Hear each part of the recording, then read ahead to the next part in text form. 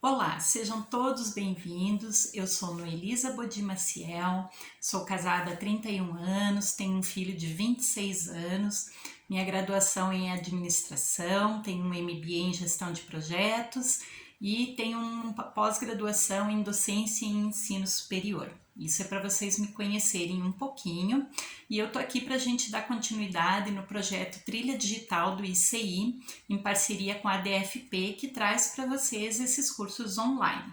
Mas em primeiro lugar eu gostaria de parabenizar você que está aqui e que nesse momento de isolamento quer agregar conhecimento porque acredita no conhecimento. Então, vamos levar um pouquinho mais de um assunto que espero que vocês achem interessante. Se vocês quiserem conhecer um pouquinho mais, no final eu deixei todas as referências bibliográficas, mas tem também o meu contato, fiquem à vontade para conversar. Se tiver qualquer dúvida durante a aula, podem deixar ali nos comentários as suas perguntas, as suas dúvidas, que eu respondo todo mundo ao final, certo? Então, vamos ao nosso assunto. Ao olhar essa imagem, parece que a evolução aprimora as espécies, tendo como ápice nós, o humano.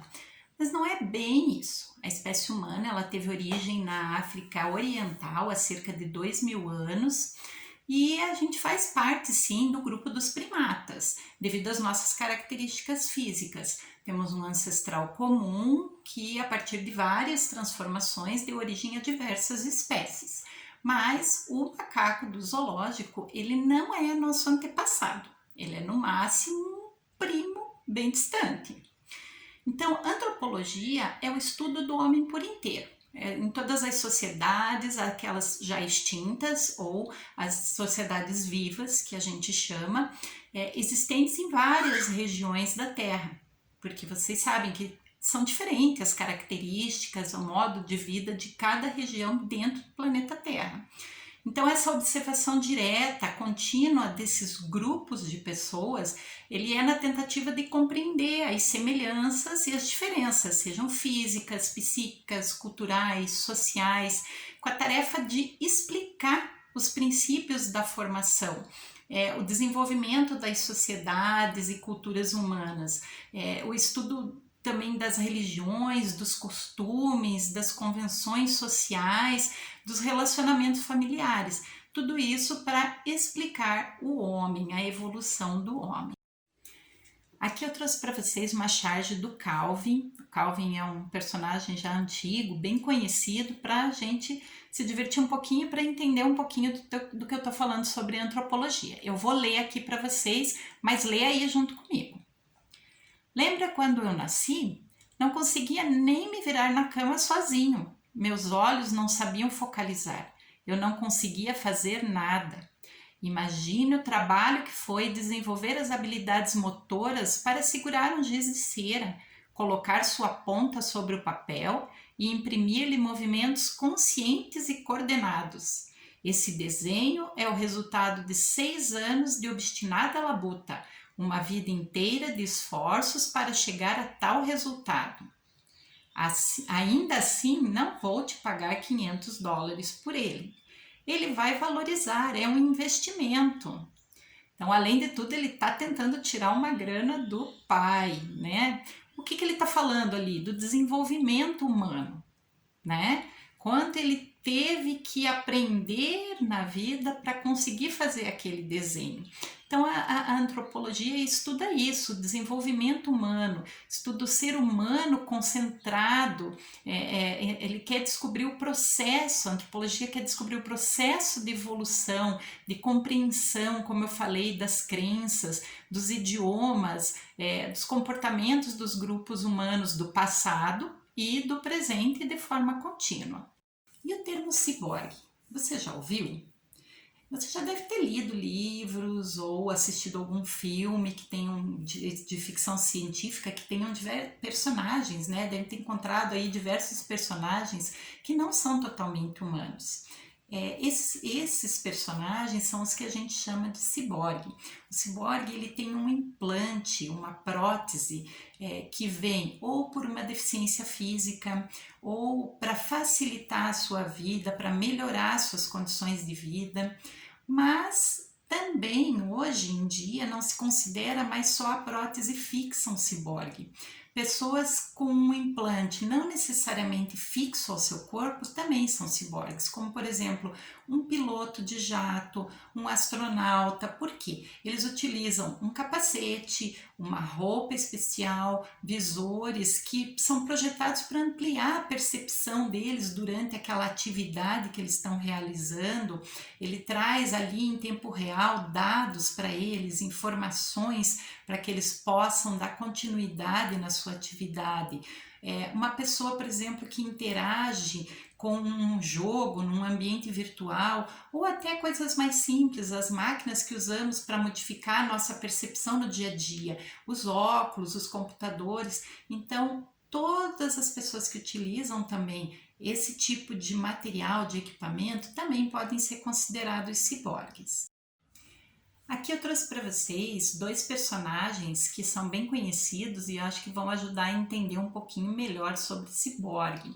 Um deles, um pouquinho mais antigo, é o Robocop, que foi aquele policial que foi morto, né, em ação, em um confronto, e teve o corpo totalmente refeito através da tecnologia, só que ele virou um robô realmente para combater o crime em Detroit. E o outro é um personagem já bem antigo, mas que está muito em moda novamente, que é o Homem de Ferro, agora está aí com o Robert Downey Jr., que na história original também, em uma ação que ele foi participar, uma batalha, ele sofreu com estilhaços de uma granada que atingiram seu coração, e aí ele teve um coração implantado mecânico e depois criou a roupa, que é uma roupa também, como a gente falou um pouquinho antes, que tem essas interfaces ali que dão informações de todos os tipos para ele ser o herói da criançada, né? O herói que todo mundo curte aí, até a gente que é grande gosta desses filmes, né? Eu gosto. Então, continuando, vocês vão poder ver aí nessa próxima imagem, a gente tem aí o Homem Vitruviano, do Leonardo da Vinci, de 1490. Eu escolhi essa imagem porque ela foi agora dividida, alguém ali dividiu ela, e aí a gente vê meio humano e metade do corpo mecânico, né? Então, as partes se fundindo, o homem, o humano e o mecânico. Então, para continuar falando para vocês aqui sobre o que é um ciborgue, o termo ciborgue ele é uma abreviação de organismo cibernético, tá? Todo ser humano que se comunica com os outros por meio de uma interface eletrônica, como a gente já viu ali atrás. Ele gera uma informação através dessa interface eletrônica e modifica a nossa percepção do mundo, tá? Então, assim, como seres humanos, nós somos o nosso corpo, por ele nós sentimos, nós pensamos, nós processamos as informações, o nosso cérebro ele está em constante desenvolvimento. A gente processa desde as coisas mais simples na nossa vida, que seria ouvir, falar, dormir, lembrar de se alimentar, de tomar água, como coisas mais complexas. Por exemplo, estudar o conhecimento, o aprender, que é o que a gente está fazendo aqui através dessa aula hoje, né? E como ciborgue, nós somos o nosso corpo eletrônico, são as máquinas que usamos e que modificam a nossa percepção desse mundo, a nossa percepção do que está à nossa volta e a nossa forma de fazer as coisas muitas vezes. Então, tá dando para entender? Deu para entender o que é o termo ciborgue? Beleza, então agora a gente vai para frente conhecer uma coisa nova. Então, pessoal, até aqui tudo certo? Por que eu falei para vocês um pouquinho de antropologia e um pouquinho do que é ciborgue? Na verdade, o que eu quero chegar é agora, é nesse momento, é ensinar um pouquinho mais para vocês sobre uma nova área, que é a antropologia ciborgue. Então, nós vamos conhecer esse novo termo, que é uma compreensão dos efeitos do objeto nos seres humanos, do objeto, da tecnologia no ser humano, na sua cultura. A gente vê todos os dias aí um grande número de pessoas que têm equipamentos, máquinas em casa para facilitar a sua vida, por exemplo, uma máquina de fazer arroz, uma máquina de fazer pão, uma máquina de fritura. Vemos muito a questão das cidades inteligentes, né? As cidades inteligentes com tantos equipamentos tecnológicos à disposição do cidadão. Curitiba é considerada uma cidade inteligente. Então, a gente vê todas essas adaptações com computadores, com tecnologia principalmente. A gente hoje tem pequenos objetos no nosso bolso que toda vez que eles choram, a gente tem que acalmar eles ligando eles na tomada. E eu não estou falando daquele brinquedinho Tamagotchi, não, eu estou falando dos nossos celulares. Muitos de nós não vivem sem o celular. Eu aqui hoje estou podendo conversar com vocês através do meu equipamento tecnológico, através do meu celular. Ele faz parte da minha vida, ele faz parte do meu trabalho, né?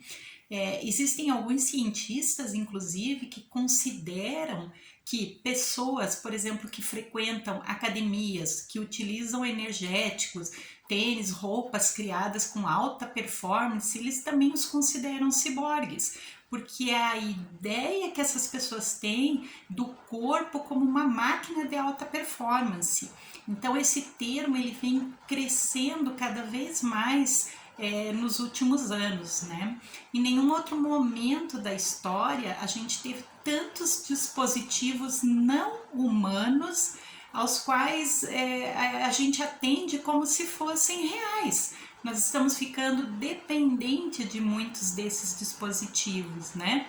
Então a antropologia ciborgue ela veio nesse sentido, o de estudar essa questão, esse relacionamento tecnologia e ser humano, como as pessoas interagem com outras pessoas e como elas interagem com a tecnologia, com os objetos, né, tecnológicos. O que nós somos sem o nosso celular, sem a nossa internet ou sem o nosso computador? Muitas vezes é difícil, né? Fazer um dia fluir sem algum desses equipamentos para nos auxiliar. Será que hoje a gente deve perguntar onde termina o humano e começa a máquina? Ou perguntar onde termina a máquina e começa o humano? Aqui eu vou deixar uma tarefa para vocês de casa. Quem assistiu à aula 6 sobre as tendências tecnológicas? Se você assistiu, dá mais uma olhadinha lá que você vai ter a resposta para essas perguntas. E se você não assistiu, assiste lá, você vai ver. É muito legal, é muito interessante a questão das tendências tecnológicas e você vai ter mais discernimento para entender essa tendência do relacionamento entre o homem e a máquina, o quanto a máquina veio como facilitadora para o nosso dia a dia. Essas intervenções, elas vêm afetando tanto os dois tipos de seres, tanto o humano como a máquina. Eles estão começando a se confundir entre si.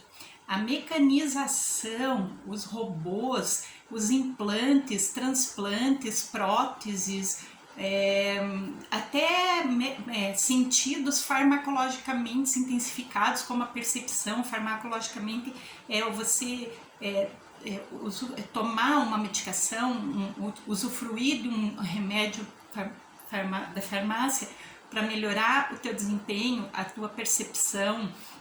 Os clones são seres artificiais que estão superando parcialmente as qualidades humanas, por enquanto, mas a gente não sabe como é que vai ficar, se isso vai ser uma evolução rápida ou uma evolução lenta, mas essa questão ela está crescendo cada vez mais e é muito importante que a gente entenda isso, para saber usar isso, usar no bom sentido, o que isso vem para facilitar, para melhorar a vida das pessoas, para melhorar a agricultura, para melhorar a medicina, para melhorar vários campos e aquilo que a gente tem que cuidar também, que tem a questão da segurança também. Então é muito importante, olha, tem outras aulas para vocês reverem lá, segurança e privacidade, a tecnologia no mercado de trabalho, tudo isso está interligado com o nosso dia a dia. Desculpe. Então, assim, as máquinas estão vindo como facilitadores, mas nós temos que entender até que ponto elas vão nos ajudar e como utilizá-las. Essa é a proposta de ensinar esse novo termo para vocês aqui hoje. Essa nova linha de pesquisa, ela foi criada em 1993, por isso que a gente ainda considera que é um campo novo de pesquisa. Criou-se essa especialidade dentro da antropologia tradicional e a antropologia ciborgue, ela considera que a maior parte da vida humana moderna, ela é um produto da interação entre o objeto humano e o objeto não humano. Acho que em nenhum outro momento como esse que a gente está vivendo, da pandemia, do isolamento, a gente viu tanto crescimento de tecnologias como agora, um crescimento enorme na questão médico-hospitalar, com novos equipamentos para tratar e para salvar a vida das pessoas que estão infectadas, a questão da educação, melhores ferramentas, equipamentos para poder manter as aulas acontecendo, as aulas tradicionais, as aulas extracurriculares, dentro da questão do trabalho, a questão do home office. Tem outra palestra legal lá, quem não veio assista, a questão do home office, dos desafios do home office.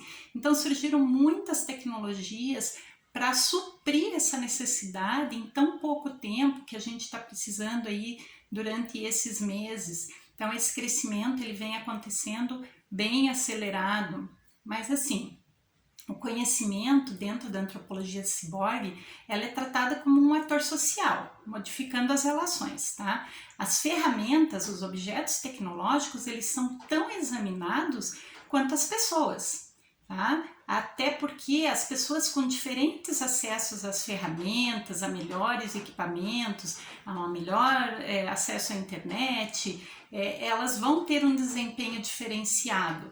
Então é esse estudo, a oportunidade desse estudo é que vem acontecendo dentro da antropologia ciborgue. Eles estão avaliando essas coisas para poder entender e até para criar soluções futuramente, né, para aqueles que têm menos acesso. Então, ela utiliza também a mesma metodologia de estudo da antropologia tradicional, só que eles aplicaram essa metodologia à máquina, ao objeto, ao equipamento, à tecnologia. Porque, como eu falei, os humanos com acessos diferentes, sistemas globais diferentes, eles vão ter cultura diferente, né? Por um exemplo, na Coreia do Norte, lá o governo tem controle absoluto das informações dentro do país.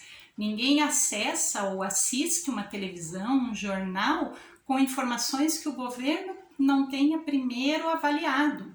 Normalmente lá o que se divulga é só o que acontece dentro do país. Muito pouca coisa vem de informação de fora. Então tudo isso faz uma grande diferença para o desenvolvimento humano, né? Esse acesso que a pessoa vai ter à informação ou à tecnologia.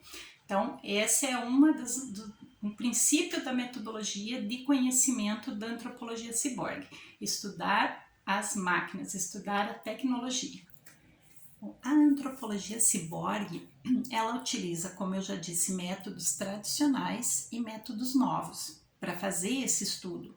E isso faz com que ela consiga sempre dar um passo atrás e ter um olhar para essas mudanças, um olhar maior, numa escala maior, com mais complexidade para entender essa interação entre homem e tecnologia.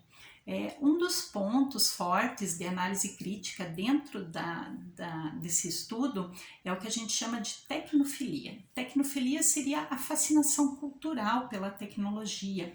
Em resumo, seria o gosto, o interesse por produtos, o progresso da tecnologia, né? Seria atitudes de incentivo, entusiasmo face ao novo tecnológico.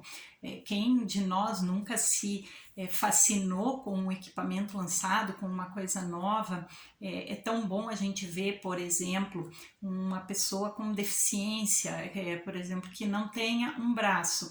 Antigamente essa pessoa ela tinha uma prótese, mas era uma prótese fixa que estava ali somente para substituir aparentemente aquele braço. E hoje em dia não, com a tecnologia, essa prótese se movimenta, ela facilita a vida dessa pessoa, a vida desse deficiente, né? A utilização dessa prótese vai fazer muita diferença na vida dele. Outros temas importantes que são tratados dentro desse estudo são a questão do tempo e espaço. Tempo e espaço seria a data, a época, local, para a construção de valores do estudo, eles são muito importantes. Um conjunto também de técnicas materiais, intelectuais, das práticas que acontecem em cada região, por cada pessoa, atitudes, né, modelos de pensamento e valores que se desenvolvem em conjunto no nosso cyberespaço, né, no espaço em que a gente vive. Um instrumento de inteligência coletiva que é propício para a comunicação interativa, a comunicação homem a homem, a comunicação homem-máquina, considerando essa velocidade de transformação, principalmente a tecnológica, como a gente já falou, que a gente vem vivendo, a velocidade com que isso tudo está crescendo, né, está melhorando. Vamos usar aqui um exemplo nosso, eu, você provavelmente, mas quando a gente não tem uma conexão, né, a gente funciona de forma, como eu já disse ali atrás, de forma meio capenga, né? Se tiver faltando o nosso celular, o nosso computador, a nossa internet, é como se o nosso corpo, as nossas relações também ficassem prejudicadas, né? A gente tem que tentar a gente continuar a ter controle sobre as nossas vidas, a gente precisa ter controle sobre as extensões digitais que a gente tem à nossa disposição. Então, se a gente tem esse controle das nossas extensões digitais, a gente tem controle da nossa vida. É mais ou menos assim que a gente tem vivido nessa era moderna, né, que tem sido estudada. A tecnologia ela se tornou tão onipresente que ela está em todos os lugares, em todas as partes, né? Em muitos países ela se infiltrou praticamente em cada canto do país, antes protegidos na nossa vida física e social. Hoje a gente tem câmeras que cuidam das nossas casas, do nosso local de trabalho, das ruas. Para quê? Para nos proteger. É uma evolução que veio em benefício, né, do humano, um benefício social, digamos assim. Então, essa interação, como está crescendo cada vez mais no nosso dia a dia, que traz cada vez mais pontos de estudo para a tecnologia ciborgue, cada vez mais pontos a serem estudados, não só os itens que eu já citei, mas os itens dentro da tecnologia. Outro método bem comum de pesquisa nesse segmento é a etnografia virtual. Ela estuda o ser humano e a utilização da internet, dos espaços virtuais. Então, a etnografia virtual, ela problematiza o uso dos espaços virtuais, o status da internet como forma de comunicação, como objeto dentro da vida das pessoas, como um lugar de estabelecimento de comunidades. Ela estuda os usos, a interpretação, a reinterpretação do uso que essas pessoas fazem dessa ferramenta. Ela é uma técnica de pesquisa que ela é qualitativa, ela avalia a qualidade do uso, né, da forma com que a pessoa utiliza a ferramenta internet. E avalia, então, resumindo, o usuário no ambiente online dele. Isso vem trazer para a gente também aquela questão que a gente já tratou da segurança, a segurança que você deve ter quando você trabalha com as suas redes sociais, com a internet, ter muito cuidado com o que você posta, com o que você fala. Hoje é possível saber onde você está, se você utilizou um mapa, por exemplo, para chegar em algum determinado local. É muito importante você cuidar com o se localizar, mostrar que você está, por exemplo, viajando, que você está fora da tua casa e que essa tua casa pode estar sozinha, sem ninguém para cuidar dela, entre outras situações. Então, isso é uma das coisas muito importantes a ser cuidada, você tem que ter essa segurança nessa utilização, e é o que a etnografia estuda, é um dos itens que ela estuda, é a tua utilização da internet, das pesquisas que você faz, da forma com que você utiliza esse meio de comunicação. Bom, agora eu vou contar um pouquinho para vocês algumas histórias do que a gente chama de ciborgues reais. Lá atrás, no comecinho da aula, a gente falou sobre aqueles ciborgues da televisão, dos livros, mas agora a gente vai falar de algumas pessoas reais. O primeiro caso que eu vou mostrar para vocês é de um francês, o J.C. Chaitin. Esse rapaz, ele com 22 anos, ele perdeu o braço direito, e ele sempre sonhou em ser tatuador, ele queria fazer isso, ele gostava dessa arte da tatuagem. E ele foi treinando, se adaptando e passou a fazer as tatuagens muito bem, por sinal, com o braço esquerdo. Ele apoiava o braço esquerdo na parte que sobrou do braço direito para poder trabalhar. Mas graças a um engenheiro, inventor que ele conheceu, o Gonzal, eles criaram juntos uma máquina que servia como uma prótese de braço e que auxilia ele a fazer essas tatuagens. Essa máquina ela foi criada utilizando peças de uma máquina de costura e de um manômetro. Então, hoje ele pode utilizar os dois braços. Continua excelente o trabalho dele, não que antes não fosse, porque ele treinou tanto, queria tanto, era um sonho, que ele fazia um trabalho fantástico. Mas a máquina veio para facilitar o trabalho dele, o dia a dia dele, e agora eles só estão trabalhando no sentido de tentar melhorar, criar movimentos de punho nessa máquina e melhorar a qualidade dela, a facilidade para limpá-la. Um outro caso que eu trago aqui para vocês é do Neil Harbson. Ele é um inglês que ele nasceu com um problema chamado acromatopsia. O que é a acromatopsia? A pessoa não vê cores, nenhum tipo de coloração. A visão dele é sempre em preto e branco, em cinza, assim como eram aquelas TVs antigas. E isso foi uma coisa que sempre incomodou essa pessoa. E aí ele conheceu um expert cibernético chamado Adam Montandon. E esse senhor, essa pessoa, ajudou o Harbson a criar um dispositivo capaz de captar as cores e traduzi-las em toques, em sons, em notas musicais. Então, cada cor ela é uma nota musical.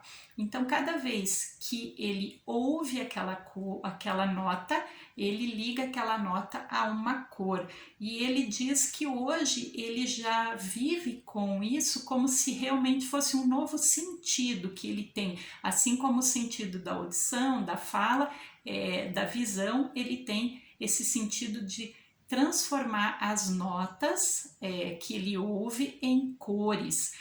Inclusive, o Harbson é o único inglês que conseguiu judicialmente ter a foto dele do passaporte com a prótese que ele utiliza na cabeça para poder captar os sons e transformá-los e senti-los como cores. Ele conseguiu provar que aquilo era uma parte do corpo dele, uma parte essencial do corpo dele, então ele conseguiu fazer essa foto do passaporte e se apresentar nos lugares como aquela prótese, como sendo uma parte física dele.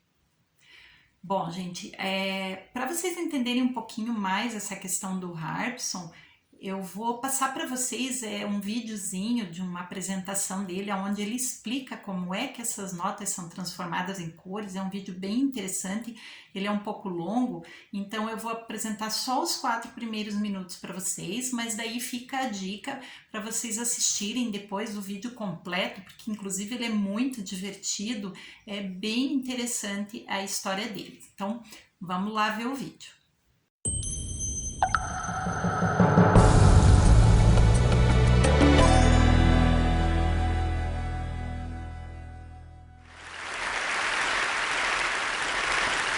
Well, I was born with a rare visual condition called achromatopsia, which is total color blindness. So I've never seen color, and I don't know what color looks like, because I come from a grayscale world. To me, the sky is always gray, flowers are always gray, and television is still in black and white. But since the age of 21, instead of seeing color, I can hear color. In 2003, I started a project with computer scientist Adam Montandon, and the result, with further collaborations with Peter Queixe from Slovenia and Matías Lizana from Barcelona, is this electronic eye. It's a color sensor that detects the color frequency in front of me and sends this frequency to a chip installed at the back of my head, and I hear the color in front of me through the bone, through bone conduction. So, for example, if I have like, this is the sound of purple.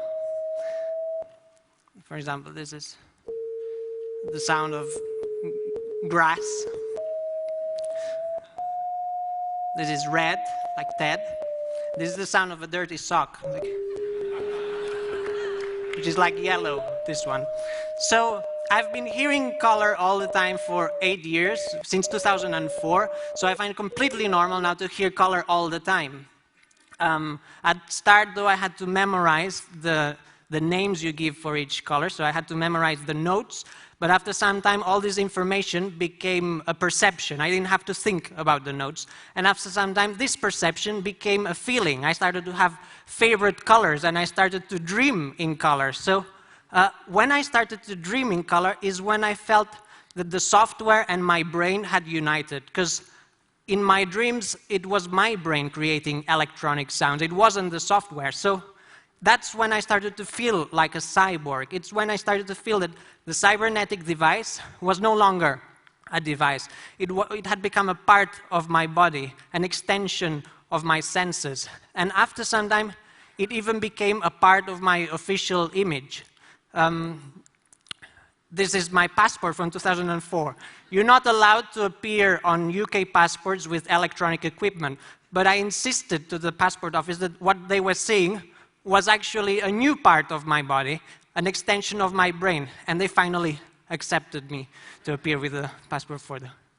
So life has changed dramatically since I hear color, because color is almost everywhere. So biggest changes, for example, is going to an art gallery. I can listen to a Picasso, for example. So it's like going to a concert hall, because I can listen to the paintings. And supermarkets, I find this is very shocking, very, very attractive to walk along a supermarket. It's like going to a nightclub. It's full of different melodies. Yeah. Especially the aisle with cleaning products. It's just fabulous. Also, the way I dress has changed. Before, I used to dress in a way that it looked good. Now I dress in a way that it sounds good.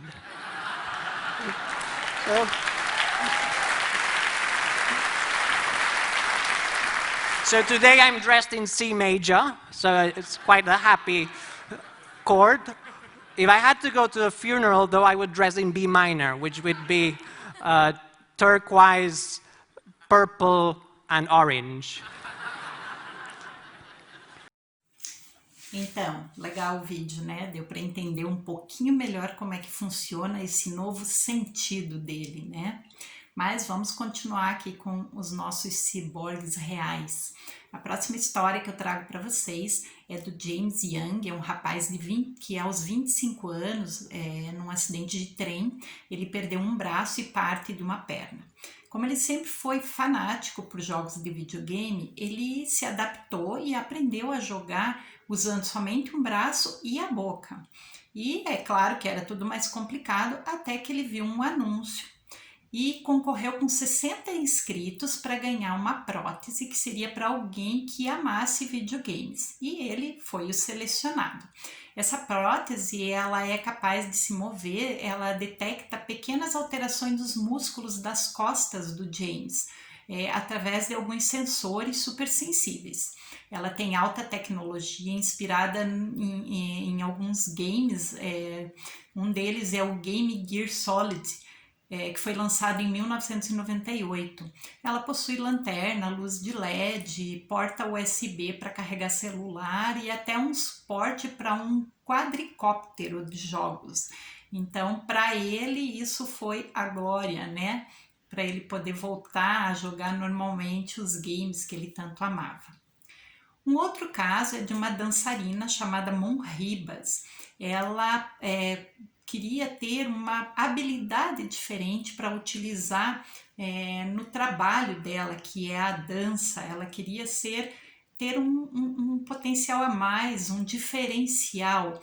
E esse diferencial foi que ela pôs um chip no corpo dela que sente todos os efeitos sísmicos, os abalos sísmicos na Terra inteira, em qualquer canto que aconteça um abalo, ela sente. Então, ela inclusive diz que esse é um novo sentido dela, é um sentido sísmico que ela tem. O que ela faz com esse sentido? Ela adaptou a uma coreografia de dança. Então, ela faz a dança conforme o que ela sente em tempo real durante o espetáculo. Então, aqui a gente tem um exemplo de uma pessoa que não é que tinha uma deficiência, uma falta de uma parte, talvez, do corpo e precisasse de uma prótese para ter uma melhoria na qualidade de vida, mas não, ela quis ter para ela uma habilidade a mais para criar novas coisas no trabalho dela, que é a dança. O outro exemplo que eu trouxe aqui para vocês é do protótipo veste, que em inglês é colete. Ele foi criado pelo neurocientista David Engelman e um aluno seu de graduação, o Scott Novick. Eles criaram esse colete que tem uma porção de dispositivos vibratórios que interagem com a pele do usuário, da pessoa que está vestindo o colete.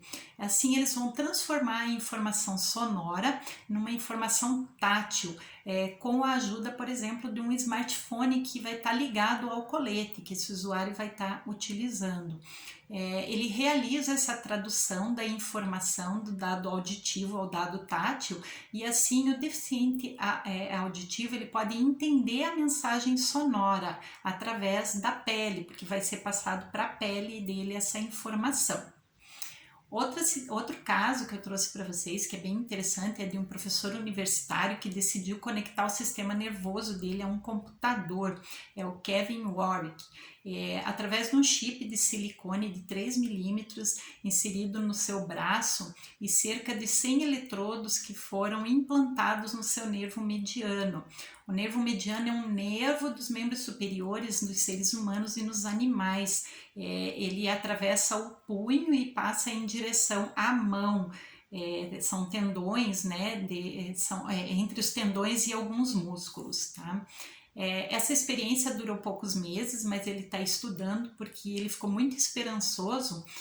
Os testes podem avançar e ajudar muito as pessoas que têm uma paralisia física. Então, é um projeto bem importante que merece ser estudado mais afinco. A última pessoa que eu trouxe, o último caso que eu trouxe aqui para apresentar para vocês é de um cineasta, o Rob Spence, que ele tinha ele perdeu um olho aos 9 anos com um acidente com arma e aos 43 anos ficou conhecido como olho biônico, ele se transformou num ciborgue por utilizar esse olho que ele é uma câmera e ele pode filmar ele pode ter até 3 minutos de filmagem, que é um limite porque ela sofre um superaquecimento, mas a qualidade da câmera no olho dele é igual à qualidade de qualquer outra câmera. Mas o caso dele também está sendo estudado porque vem uma outra questão, a questão da privacidade, das pessoas poderem ser filmadas sem desejarem, sem estar cientes de que estão sendo filmadas. Então, ele tem utilizado somente no trabalho dele, né, nas filmagens, pois ele é cineasta, mas ainda está sendo estudada essa questão. Então, são alguns casos bem interessantes de alguns ciborgues reais que eu trouxe para vocês. Bom, a gente já está chegando ao final do nosso tema, mas para finalizar eu queria deixar para vocês essa questão, que todos nós somos ciborgues. Qualquer pessoa que se comunica em um ambiente virtual é considerado um ciborgue. Pensa nisso. Do lado do organismo temos seres humanos que estão se tornando em variados graus artificiais. E do lado da máquina, seres artificiais que não apenas simulam características humanas, mas que se apresentam melhorados relativamente ao humano. Nesse momento de pandemia, a gente identificou ainda mais forte essa questão. Então fica aqui para a gente refletir. Eu queria indicar 2 livros para vocês. Um é mais antigo, é um livro bem conhecido, que é o Admirável Mundo Novo, que fala sobre a dominação humana pelas máquinas, é bem interessante. E um livro do Dan Brown, que se chama Origem. Esse livro é muito bom, vocês vão ficar de boca aberta no final quando vocês conhecerem tudo que aconteceu ali, tudo que a máquina pôde fazer em relação ao homem, ao humano, quanto ela pensou sem a ajuda do humano, do homem. Então é bem interessante. Eu deixo também as referências bibliográficas, se alguém quiser pesquisar mais alguma coisa, como eu disse lá no começo, sobre o tema, mas o meu contato fica aí para vocês, se vocês tiverem alguma dúvida, quiserem perguntar, quiserem bater um papo sobre o tema, é só me procurar. Então eu agradeço a todos pela participação, fico à disposição em caso de dúvidas e só tenho a agradecer pela confiança de vocês terem participado dessa aula, pelo fato de vocês quererem conhecer mais, quererem esse crescimento. Então fica aqui o meu muito obrigado ao ICI, ao Projeto Trilha Digital, à parceira ADFP, que tem nos ajudado muito. Então, até uma próxima, nos vemos!